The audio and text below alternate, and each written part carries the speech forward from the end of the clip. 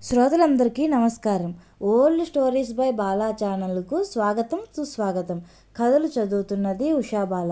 ఈరోజు కార్తీక పురాణం 25వ అధ్యాయం విందాం. దూర్వాసుడు అంబరీషుణ్ణి శపించుట. అంబరీష, పూర్వజన్మలో కించిత్ పాప విశేషము వలన నీకీ అనర్థము వచ్చినది. నీ బుద్ధిచే దీర్ఘముగా ఆలోచించి నీకెటులా అనుకూలించునో అట్లనే చేయుము. ఇక మాకు సెలవిప్పించుము అని పండితులు పలికిరి. అంతా అంబరీషుడు, ఓ పండితోత్తములారా, నా నిశ్చితాభిప్రాయమును ఆలకించి వెడలుడు. ద్వాదశి నిష్టను విడుచుట కన్నా విప్రశాపము అధికమైనది కాదు. జలపానము చేయుట వలన బ్రాహ్మణుని అవమానపరచుట కాదు, ద్వాదశిని విడుచుటయు కాదు. అప్పుడు దూర్వాసుడు నన్నేల నిందింపడు. నా తొల్లి పుణ్యఫలము నశింపదు గాన జలపానమొనరించి ఊరుకుందును అని వారి ఎదుటనే జలపానము నొనరించెను. అంబరీషుడు జలపానమొనరించిన మరుక్షణమునే దూర్వాసుడు స్నాన జపాదులు పూర్తి చేసుకొని అక్కడకు వచ్చెను. వచ్చిన వెంటనే ఆ ముని మహారౌద్రాకారుడే కండ్ల వెంట నిప్పులు గ్రక్కుచు, ఓరీ మదాంధ, నన్ను భోజనానికి రమ్మని నేను రాకనే నీవేళ భుజించితివి? ఎంత దుర్మార్గము, ఎంత నిర్లక్ష్యము, ఎంతటి ధర్మ పరిత్యాగివి! అతిథికి అన్నము పెట్టేదనని ఆశ చూపి పెట్టకుండా తాను తినినవాడు మలభక్షకుడగును. అట్టి అధముడు మరుజన్మలో పురుగై పుట్టును.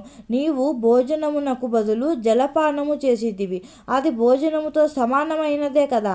నీవు అతిథిని విడిచి భుజించినావు కాన నీవు నమ్మక ద్రోహి వగుదువే కాని హరిభక్తుడ వెట్లు కాగలవు.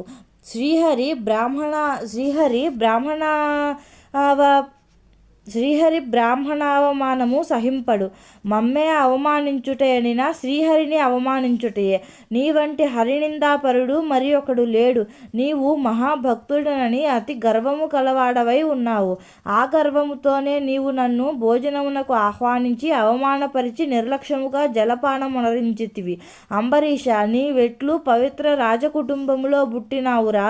నీ వంశము కలంకము కాలేదా అని కోపముతో నోటికి వచ్చినట్లు తిట్టెను. అంబరీషుడు మునికోపమునకు గడగడా వణుకుచు ముకుళిత హస్తములతో, మహానుభావ, నేను ధర్మహీనుడను. నా అజ్ఞానముచే నేనీ కార్యము చేసితిని. నన్ను రక్షింపుడు. బ్రాహ్మణులకు శాంతియే ప్రధానము. మీరు తపోధనులు, దయాదాక్షిణ్యములు గలవారు కాన నన్ను కాపాడుడని అతని పాదములపై పడెను. దయాశూన్యుడైన దూర్వాసుడు అంబరీషుని తలను తన ఎడమకాలితో తన్ని, దోషికి శాపమీయకుండా ఉండరాదు. నీవు మొదటి జన్మలో చేపగాను, రెండవ జన్మలో తాబేలుగాను, మూడవ జన్మలో పందిగాను, నాలుగవ జన్మలో సింహముగాను, ఐదవ జన్మలో వామనుడుగాను, ఆరవ జన్మలో క్రూరుడవగు బ్రాహ్మణుడవుగాను, ఏడవ జన్మలో మూఢుడవైన రాజుగాను, ఎనిమిదవ జన్మలో రాజ్యము కాని సింహాసనము కాని లేనట్టి రాజుగాను, తొమ్మిదవ జన్మలో పాషండ మతస్థునిగాను, 10వ జన్మలో పాపబుద్ధి గల దయలేని బ్రాహ్మణుడవుగాను పుట్టెదవుగాక అని వెనుక ముందు ఆలోచించక శపించెను.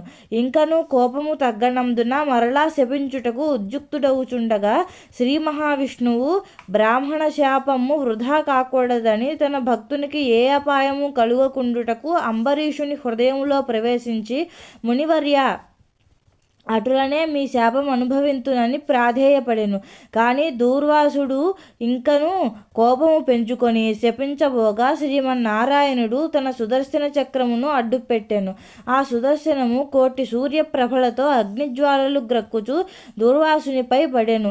అంత దూర్వాసుడు ఆ చక్రము తనను మసిచేయునని తలంచి ప్రాణముపై ఆశ కలిగి అచటి నుండి బ్రతుకు జీవుడా అని పరుగిడెను.